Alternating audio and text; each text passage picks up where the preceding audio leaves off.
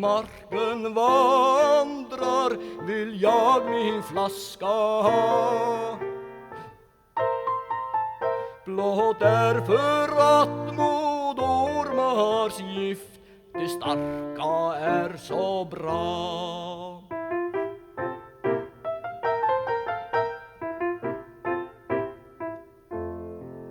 Men tänker jag på ormen så minns jag alltid namn. En falskare, halare och svårare än han.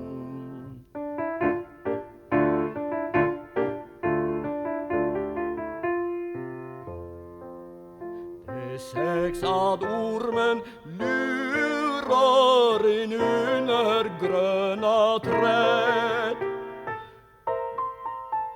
och blickar milt och tjusande på fågeln så späd.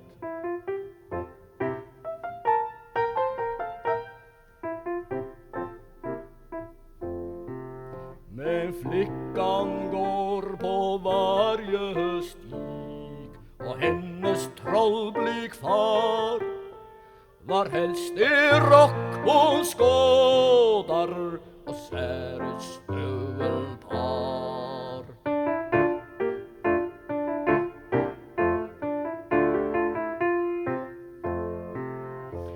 Upp på sin buk går ormen och äter bara jord.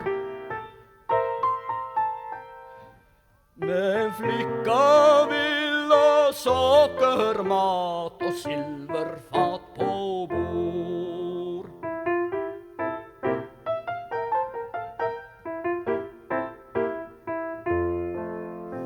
En orm kan lära dansa till dårars tidsfördriv, men flickebarne dansar visst ren i sin moders liv.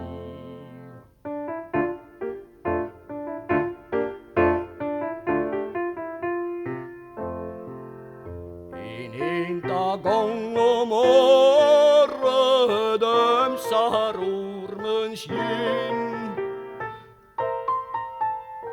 men 8 dagar i veckan byter flickan skinn.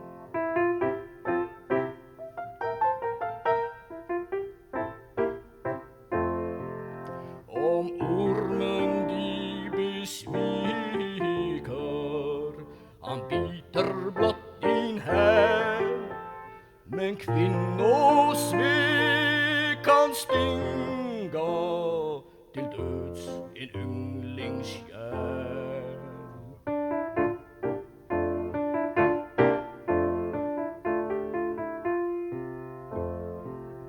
Nu slutar jag min visa om det skadliga djur och hastar genom skogen till min flickas lilla bur.